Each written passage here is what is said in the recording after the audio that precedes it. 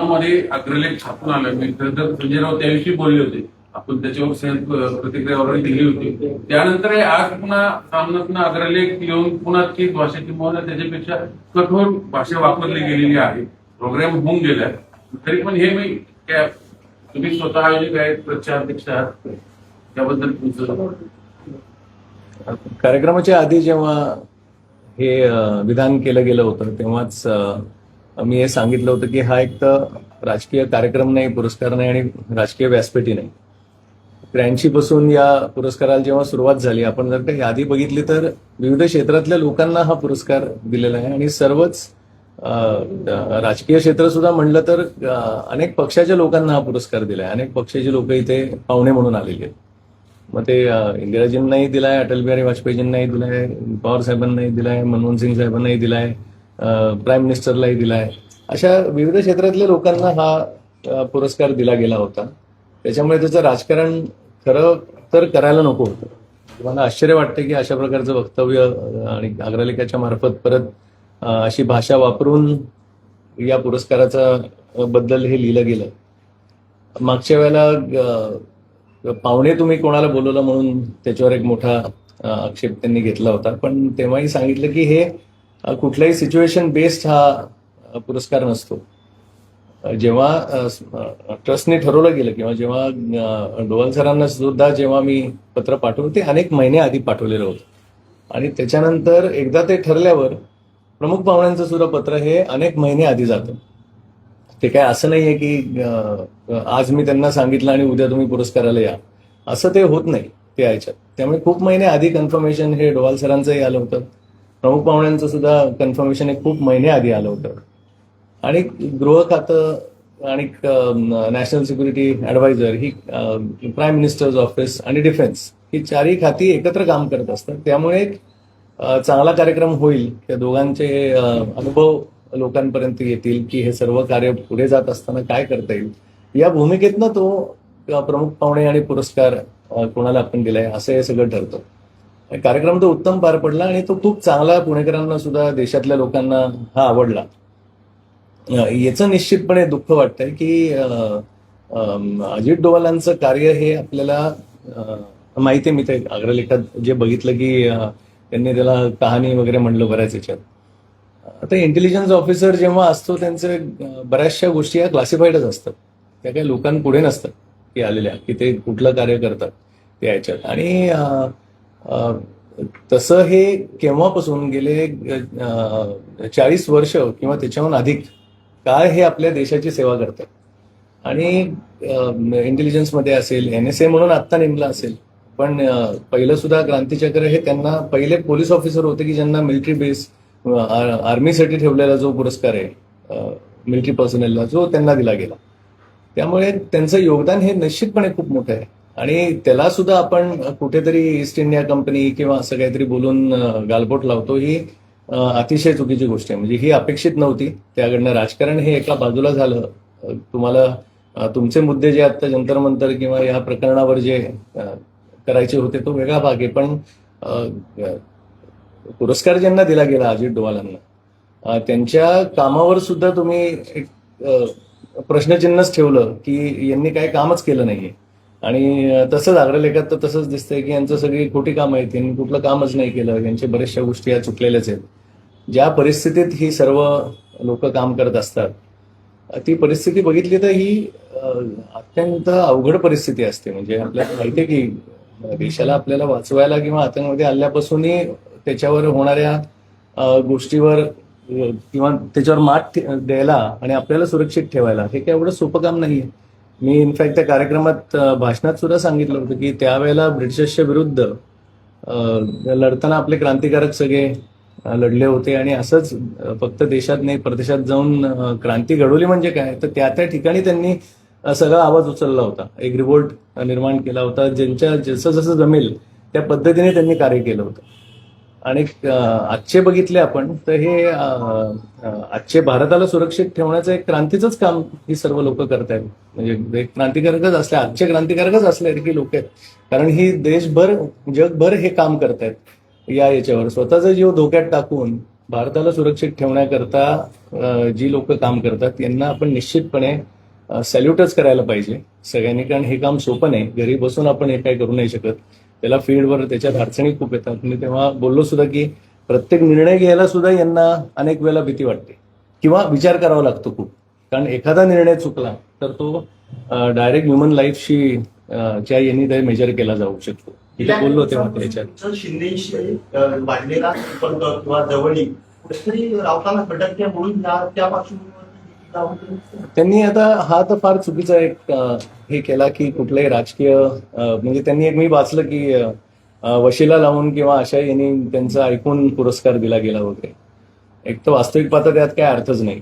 शिंदे साहेबांची जवळीक म्हणजे तेव्हा राज्यसभेच्या वेळेला मला माहिती आहे की त्यांनी एकदम मला बोलवलं होतं आणि म्हणले की याच्यावर ची इच्छा आहे तुम्हाला ते यांनी द्यायची, आणि ते जे काय काम सामाजिक कार्य संस्थांच्या मार्फत वगैरे जे करत होतं त्यामुळे त्यांनी तो तेव्हा घेतलेली भूमिका होती. पण पवारसाहेब जेव्हा समोर आले तेव्हा ते ठरलं की नाही उभं राहायचं कुठलंच कॅन्डिडेट, आणि तेव्हा त्याच्यानंतर तो विषय संपला होता.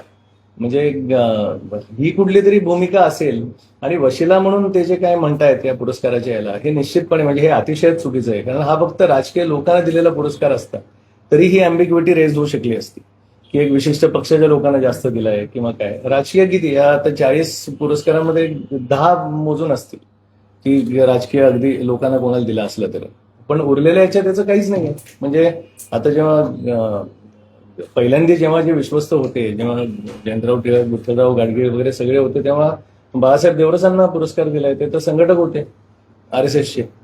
अटल बिहारी वाजपेयींना दिलाय. मनमोहन सिंगांना जेव्हा दिला होता तेव्हा पंतप्रधान गुजराल आले होते प्रमुख पाहुणे म्हणून. त्यामुळे कुठल्या पक्षाचा याचा संबंधच नाही की या गोष्टीच्या याला वशिला लावणं आणि त्याच्यामुळे हा पुरस्कार कुठून होता.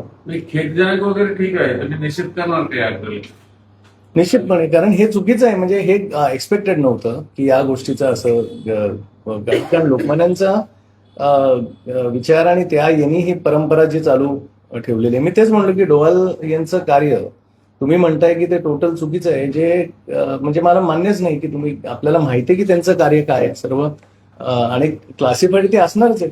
त्याच्यामुळे आता तुम्ही म्हणू शकता की त्या कहाणी आणि गोष्टी आहेत, कारण इंटेलिजन्सचं काम आहे. ते इंटेलिजन्सचं काम थोडी शिक्कामोर्तब समोर येतं कुठलं. संजय राऊतांना तुम्ही लेखी पत्र पाठवून याबाबतचा निषेध नोंदवला. मी असं ते अगदी करेन की नाही मला माहिती नाही, पण ते जर का कधी भेटले तर निश्चितपणे मी तर त्यांना विचारेन. म्हणजे किंवा हे तर निश्चित म्हणेन की हे असं कशाला. ठाकरेंकडे तक्रार करणार नाही यासंदर्भात, कारण शेवटी सामना ठाकरेंचा आहे, मातोश्रीचा आहे. उद्धव ठाकरे कार्यक्रम काय माहितीये का की याच्यावर पुरस्कार किंवा आता हाही पुरस्कार जेव्हा बघितला तेव्हा भारताच्या लोकांना, सर्वच तरुणांना, सगळ्यांना हा खूप आवडलेला पुरस्कार आहे.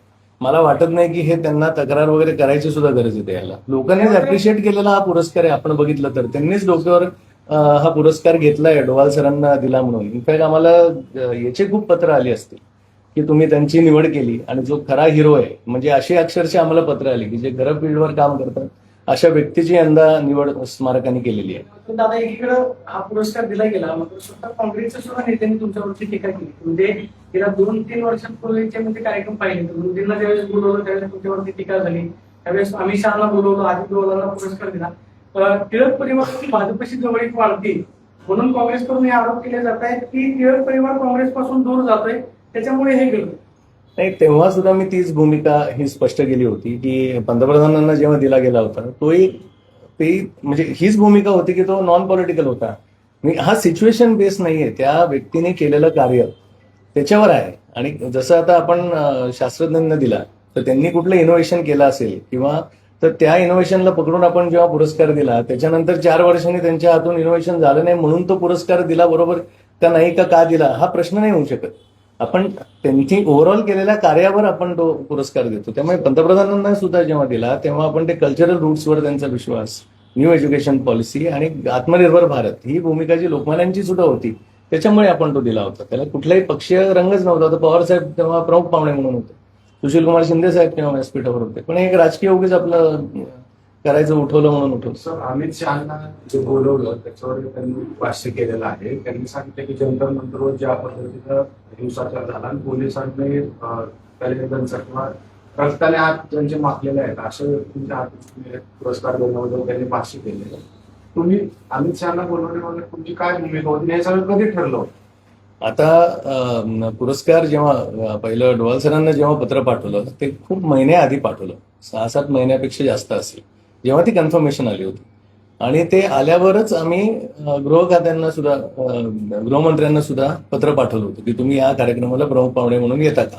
कारण ती खाती जसं prime minister office, home, defence आणि NSA हे हँड इन हँड काम करत असतं सगळ्या याच्यात. त्यामुळे लोकांना ऐकायला हा कार्यक्रम कायम विचार देऊन जातो आणि त्याचीच वाट बघत असतात लोक की याच्यात त्यांचे अनुभव ते काय सांगतील.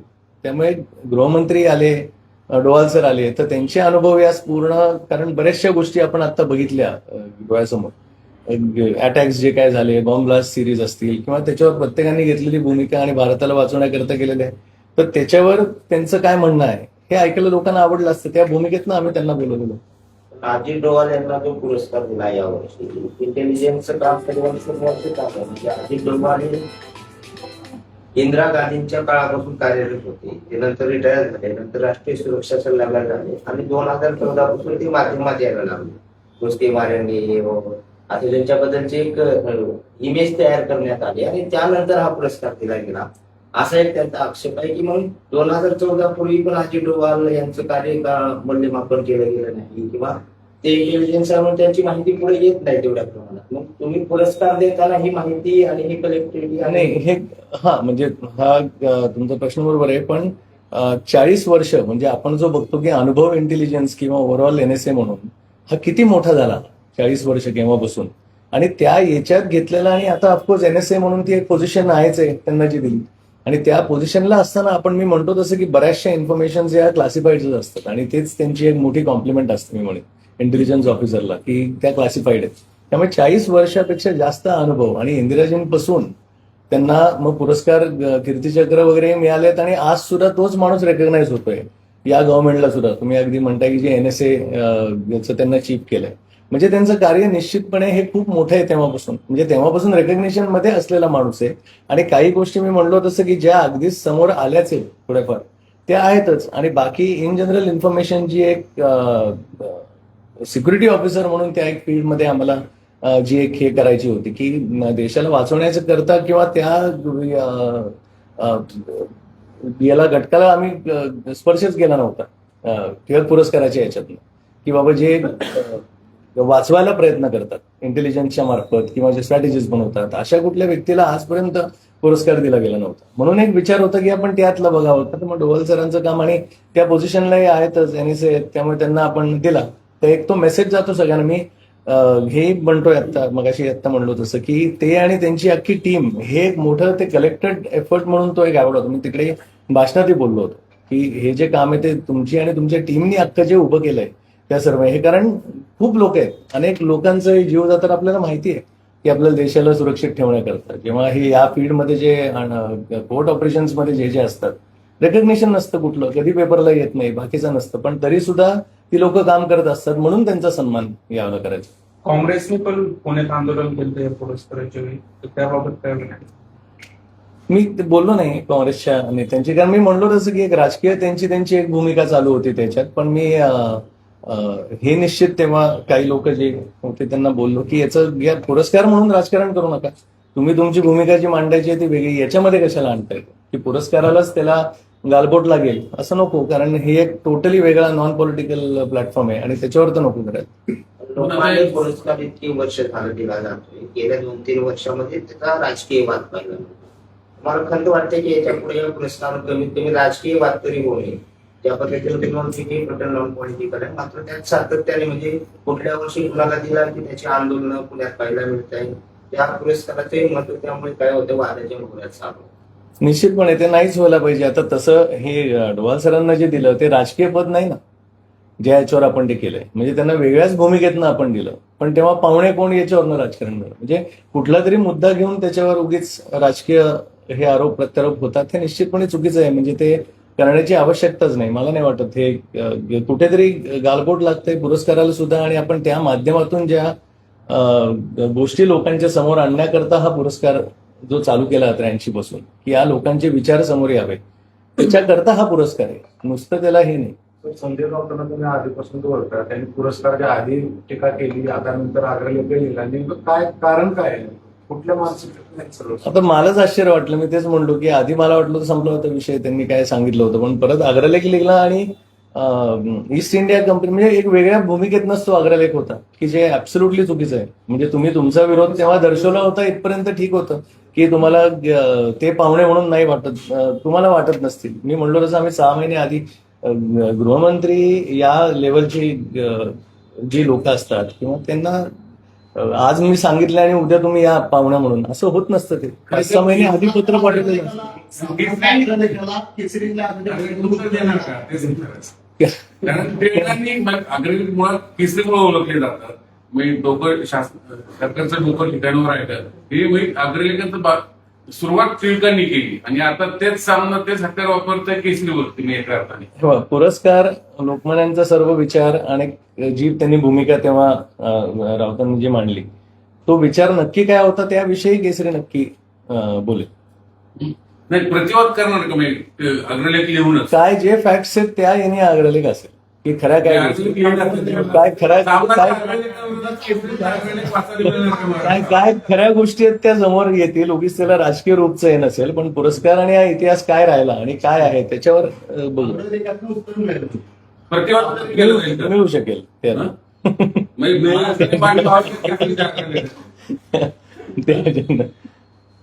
नाही मी तुम्ही काँग्रेसपासून जेव्हापासून दुरावलाय त्यानंतर तेव्हापासून एकंदर समोर झाले. वादाच्या भोवऱ्यात सापडतो असं वाटतं का? आता पंतप्रधान मगाशी विचारलं तसं पंतप्रधानांना जेव्हा दिला आणि तेव्हापासून ती भूमिका आता पटतच नव्हती लिडरशिपला. मी बऱ्याच वेळा सांगितलं, म्हणून मी दुरावलं म्हणजे मी काम माझं थांबवलं त्या ह्याच्यात. आता संस्था आणि मी बाकीचं काम हे करत राहिलो, कारण खूप वेळेला सांगून जर का ते कळतच नसेल तर किती वेळा सांगणार की इथून पुढे तुम्ही आता शेवटी राजकारणात आहात, सक्रिय जीवनात आहात, सामाजिक जीवनात तुम्हाला तुमचं शेवटी करिअर आहे, पॉलिटिकल करिअर, तुम्ही ते घेणार आहात. मग पुन्हा त्याचं हॅम्परिंग पुरस्कारावर होतं असं नाही वाटत तुम्ही? नाही, मला वाटत नाही. मी पहिल्यापासून जी भूमिका ऍज इट इज ठेवली होती ती कुठल्या पक्षीय दबावाखाली ठेवलीच नव्हती कुठल्याही म्हणजे होते ना त्या ह्याच्यात. पण माझी भूमिका त्यांनी भूमिका बदलत नाही ना, म्हणजे तेव्हाही बदलली नाही, काँग्रेसमध्ये असतानाही बदलली नाही. नाही पण ती बदलली कुठे आता काँग्रेसची मलाही म्हणलंय, काँग्रेस सोडल्यानंतर सुरू झालं पण नाही असताना सुद्धा दबाव टाकला होता तुम्ही हा पुरस्कार मागे घ्या, पंतप्रधान नाही गेलो. मी नाही म्हणलो होतो स्पष्ट, हे असं होऊ नाही शकत. भूमिका संस्थेचा तिकडे एक पदाधिकारी म्हणून, विश्वस्त म्हणून एकदा झालं तो निर्णय, तो पुरस्कार पारच पडणार. दबावाखाली तर मला वाटत नाही मी आजपर्यंत कधी भूमिका कुठली त्याच्यावर घेतली. आणि राजकीय आता पुढे काय होतंय ते बघू. या अगोदर पण अनेक नेत्यांना पुरस्कार दिले गेले होते, प्रामुख्यानं काँग्रेस काळामध्ये पण दिले गेले होते. त्यावेळेस भाजप किंवा इतर कोणत्या पक्षाला विरोध नव्हता केला. आता तर डायरेक्टली विरोध होते, आंदोलन होते. तेच सांगतो की आता ही भूमिकाच चुकतीये. आधी मी मगाशी म्हणलं ना की जेव्हा आता विठ्ठलराव गाडगीळ, जयंतराव टिळक हे सगळे जेव्हा होते तेव्हा तर RSSचे बाळासाहेब देवरसांना पुरस्कार दिला नाही, ते तर संघटक होते ते यायचे. अटल बिहारी वाजपेयींना दिला होता, उत्कृष्ट कार्यक्रम झाला होता. आम्ही सगळे ते यायचे. आधीची काँग्रेस वेगळी आहे का? आधीची काँग्रेस विरोध करत नव्हती, आता काँग्रेस विरोध करते. नाही, राजकीय रूप हे देत आहेत हे निश्चितपणे चुकतंय. राजकीय रूप कार्यक्रमाचे म्हणून द्याल, तुमची भूमिका तुमच्यापाशी आहे. पुरस्कार द्यायला पाहुणा कोणाला तुम्ही बोलवताय त्यात राजकारण करताय. म्हणजे आता पाहुणे म्हणून लोक काही जात नाही का, की ते अनेक ठिकाणी कार्यक्रम होत असतात, पण याला तुम्ही ते टार्गेट करून अगदी करताय हे निश्चितपणे चुकीचं आहे. पक्षीय चष्मातून पाहू नये असं तुम्ही म्हणणार का? 100% पक्षी याच्यातनं बघितलंच नाही गेलं पाहिजे, कारण कार्यक्रम हे रोज होत असतात वेगवेगळे. जिथे ही नेते मंडळी काही एकाच ठिकाणी असतात, रोज त्यांचे 10 कार्यक्रम असतात. पण तेव्हा तीच भूमिका थोडी असते की त्या याच्यात तुम्ही पुरस्काराला गालबोट कशाला लावताय ते त्या भूमिकेत नाही लागत नाही म्हणा, तसं गालबोट लागत नाही पुरस्काराला आजपर्यंत यशस्वी झालं. भावना व्यक्त करणार उद्धव ठाकरेंकडे बाबा हे चाललंय ते चुकीचं आहे? नाही, मी ते काय सांगायला जाणार नाही, कारण मी म्हणलो काय की हा तर पुरस्कार इनफॅक्ट हा लोकांनीच उचललेला आहे. आम्हाला लोकांनीच इनफॅक्ट सांगितलं की एक चांगली निवड यावेळेला तुम्ही केली, कारण ज्यांनी देशाला सुरक्षित ठेवलं अशा लोकांमध्ये तुम्ही ही निवड केली. म्हणजे बाकीच्या सर्व यायच्या प्रोसेस काय असते पाहिजे? आता जेव्हा सगळे बसतो आम्ही, एक क्षेत्र जेव्हा पुढे पुढे येतात तेव्हा लक्षात येतं. आणि ही जी सगळी मोठी लोक असतात त्यांचं काम कुठे लपलेलं नसतं, हे कायमस्वरूपी तुमच्या पुढे दरवर्षी काही ना काहीतरी माध्यमातून येतच असतं. मग त्याच्यातनं एक ठरवलं जातं की यंदा मग यांना द्यावं का, किंवा अशा प्रकारे ते होतं आणि मग इंटरेस्टच ठरवतं मी असं प्रवेशासाठी वगैरे मागवत नाही. म्हणजे कोणी सजेस्ट करतात लोक त्यांच्या पद्धतीने करतात, पण शेवटी विश्वस्त म्हणून अध्यक्ष किंवा जे काही बाकीचे, आता मी आहे त्यामुळे मी आधी बाबा होते, असं सगळं मिळून जे काय असतील ते ठरवतो. आता सुशीलकुमार शिंदे पण तुमच्या ट्रस्टचे विश्वस्त आहे. या सगळ्या निर्णय प्रक्रियेत ते पण असतीलच ते ऑफिसले, ते काँग्रेसचे आहेत म्हणून विचारतो. हो, म्हणजे विश्वस्त हे सगळे असतात, पण शिंदे साहेबांनी त्याच्यात कधी राजकारण आणलं नाही. त्यांनी कधी त्या पद्धतीत नका देऊ किंवा अशा भूमिकेत कधीच नव्हते. आणि आम्ही सगळे किंवा कोणालाच, म्हणजे कारण ते इकडे कसं आहेत की विश्वस्त म्हणून ते प्रत्येक बैठकीला असायचे असं नाही. जेव्हा पंतप्रधानांच्या वेळेला सुद्धा हा प्रश्न विचारला गेला होता, तो बाकी सगळ्यांनी मिळून घेतलेला निर्णय होता. त्याच्यावर त्यांचं असं नसतं की नको, कारण शेवटी विश्वस्त आणि बाकीचे सगळे करतात. हा, पण रोजच्या रोज ट्रस्टच्या ऍक्टिव्हिटीज आणि त्या निर्णयांमध्ये शिंदे साहेब असतात का? तर नाही. म्हणजे उगीच मला ते नाही करायचं की ते सगळ्या याच्यावर आम्ही अगदी की हो नाही कोण आहे सांगा, असं अजिबात नसतं त्यांचं. पण त्यांनी कधी अशी भूमिकेच्या याच्यात हे नव्हते की अगदी कडाडून विरोध केला गेला, तुम्ही सगळे मिळून काय निर्णय घेताय तो घ्या, असं ते असायचं. थँक्यू. शिवसेनेत पुढे काय कार्य कसं झाले सगळे साहेबांशी पुढे बोलणं पुढे काय आता ते आता कळेल काय नक्की, मागे 6 महिने म्हणून आता कळेल ना ते जेव्हा काय असेल भूमिका, तेव्हा मी 100% मांडीनच काय असेल ते. नेमकी कोणती जबाबदारी देणार? मला माहिती नाही ते, तेव्हा जेव्हा होईल तेव्हा किंवा तिकडे जो काय नाही काय होईल तेव्हा बघू ना. मी अजून त्याच्यात काय नाहीच आहे, म्हणजे अजून त्याच्यावर कशात काही नाही. तेव्हा जे होतं ते राज्यसभेचं मी स्वतःच सांगितलं की त्यांनी असं विचारलं होतं आणि ते झालं आणि सगळं रेडी होतं त्या याच्यात. त्यामुळे काय असलं कधी किंवा काय भूमिका किंवा पॉलिटिकल कधी काय चालू करणार असू, आता तर काही नाही, कारण मी संस्था आणि यायचं बोललो तेव्हा मी सांगितलं.